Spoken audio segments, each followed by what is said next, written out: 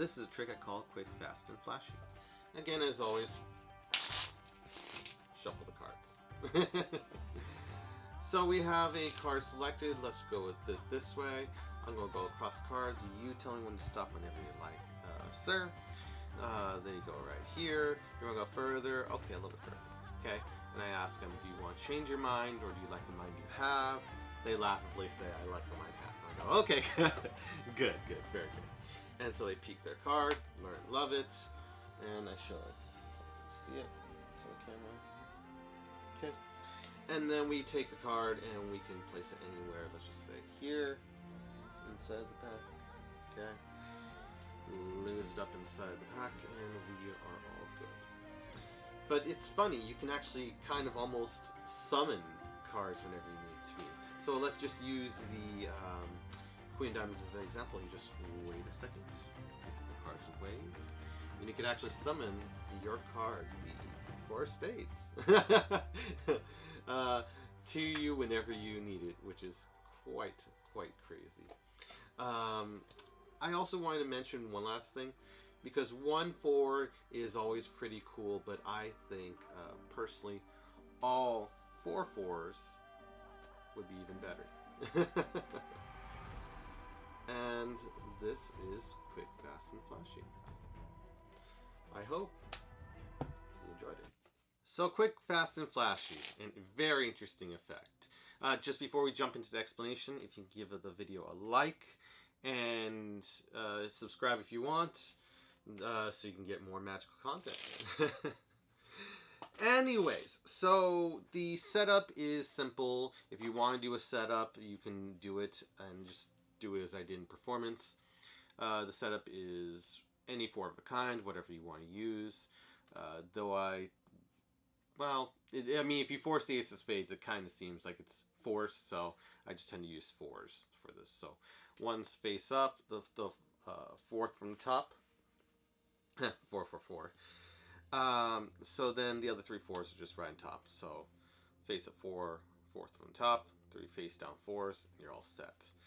What I tend to do leading up to this routine, starting out really impromptu. Let's just say they're put in different parts of the pack. This is how I normally set up. I just toying with the deck as I'm just talking to spectators, and they don't see anything. I'm just going on through, so they shuffle the cards. I'm just casually talking to them, addressing them. Nothing's happening yet, and it's just at a lull moment that I am calling all 4 4s to the top. As I just talk to them, they're looking with me casually. I just make an open thing. I'm not trying to hide anything, and yet I'm calling as we doing that. And so we got all 4 4s on top, turn the pack over, and then do a quick KM move for the 4th card from the top. I do it discreetly, like so. Okay, you could do it under misdirection, just looking up at them, or just guiding the attention so the heat isn't there. Okay, I mean, KM move is hard to really hide. I mean, there you go, but you know, you just don't make a big deal about it. And that's how you would set it up for the trick. And that's just the prelude setup, doing it. I'm just toying with the deck, and that's how I do it. The actual trick is what we're wondering. Okay, we do a riffle force, and we riffle a little bit down from 4 cards because we wouldn't want to do this, and they see a glimpse of that face up 4 because that would be bad. So just riffle a little bit, starting from a 1/3 of the deck downwards, and we're good. So then they say stop, and then I ask them a question: do you want to change your mind, or do you like the mind you have? Always gets them to laugh, and then you open up at that point, and it's through that casual misdirection to laugh that you are able to just roll over the cards. This is a rollover force. So from the riffle, roll over the cards, tilt the cards over with these fingers, and then go forward with this, literally handing them or pushing off for their selection the top card, and you literally forced one of the 4s, which is great. Yay. And then we've got that. So again, one last time, they say stop, you say the line, literally roll it over. This is the top card of the deck. You just come forward casually, not make a big deal about it. They don't care, no one cares. I've gone by even magicians, which is hilarious, especially when there's no breaks as you force the top card. They peek it, they learn it, they love it. And even though it's forced, we start to put in some work for it. So we spread just a little, don't worry. And as I've explained in my previous culling video, I have a video on culling, so don't worry. Still suggest cults you can. Let's road run a cult. And we get the card and we control it to second from the bottom of the deck. And this makes it easier, and it's one of the only ways I would use or recommend, because we have to keep the status of the deck, the top part of the deck, in control. Okay? Because there's a face-up card, there's these two cards all set up right there. Cull just takes it there. There might be different cuts or things, but again, just culling that 4 to 2 there, but just there you go. So you see it, good. Goes down, you cull it, second from the bottom, it's done, and no one's the wiser, which is just great. So then we say it's lost in the pack, but your card's lost in the pack. It seems like you're just doing a quick trick, and it's just a bonus that they happens to show the 4 of a kind. And say, here's a cool little trick. I do a side steal, and I just do a basic side steal, lifting off 2 cards, pulling back with the thumb on the 10, so you can openly steal off this card with the pinky and this part of the hand, other fingers coalescing. So just basic side steal, out, pull back, steal. Okay, you can show it like a diver in a moment, like this. He had like a cigarette or something, or I don't remember what he had, but yeah, it just looks like this. And then you can color change it. Boom. And so yeah, then you got the card. So from here, I have to risk kill because people like the whole color change rather than just appearing on top. I mean, you could do that, whichever. So, wow, how do you get it out? Whatever. Anyways, so we make the card appear, risk kill, and then deal the card out. So I just peel off this card. So peel it off. Don't flash the card underneath, but peel it off and deal it. And everyone's amazed. They're like, wow, cool. They check it back and face. It's not tricked. Okay. And then from there, you've got the momentary misdirection. This is assuming a table, or you put in the spectator's hands, whichever.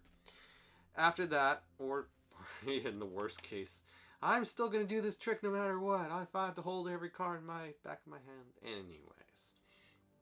So you say, yeah, that's cool. And then we get a double. We lift it back and riffle up till we get a double. Okay. So we got this. Okay, pinky break between that, and then from here we can take this 4 of clubs, place it down right here in this position. You can be creative with how you want to reveal it. There's, you could probably do a pop out snap or something. I don't know.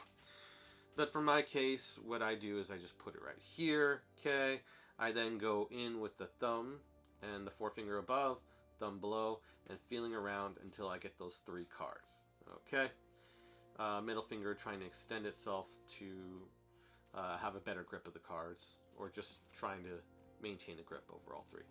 So, card. So I show the card, goes face down, put it right here, thumb goes on top. Now this other thumb, the recessive thumb, goes underneath, lifts up all 3. I guess middle finger could just chill right here, even better. As we turn all 3 cards up, this is a double, this is a single.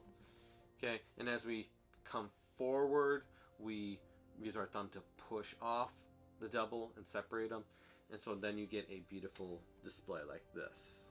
So you get a wonderful image of your face in a captured shot, in case there's context where you could actually be photographed, and then you can show all 4 4s in a lovely, lovely display. Nice. I know there's probably even crazier ways, but hey, this is pretty cool. And so in action, it looks like this. Okay, that was pretty cool, but you want us even crazier. Okay, actually all 4 4s, and then they see it. That's like, wait, what? You can drop it out. It can be examined. Everyone's going, wait, what? They're looking at that. And then if you're worried in any way about the bottom card, you could just do a swing cut, and now you're clean. Seems like what magicians do after every trick, just so they can clean up. Okay, gotta make sure I swing cut. I should do a short clip on this, going off in a tangent. I should do a short clip on this. It should be like this. How do you know if you're a magician? you're doing this after every trick. Anyways, it's just an idea. That being said, I hope you enjoyed this trick. It's a fun little effect. You get it set up, however you get set up. You get up to this position, force the card, control it second from the bottom. They get the quick effect. So they get their quick effect of less than a minute of a card being able to color change or something magical happening. They get that satisfaction. And then, and I don't know how you would be able to pinky steal off. With no table, no spectators, you just have to do this regardless of the performance. Interesting to think about. And then we say this is cool, but you know what's even better? All 4. Boom. It's just a simple, nice, basic production. Looks cool. And then you can drop it out. And then yay. Or do a Shinlem popularized-esque card fanning thing. So with all that said, hope everyone is having a wonderful day, and give the video a like again if you can. If you haven't seen this video or this video yet, definitely check them out, and I will see you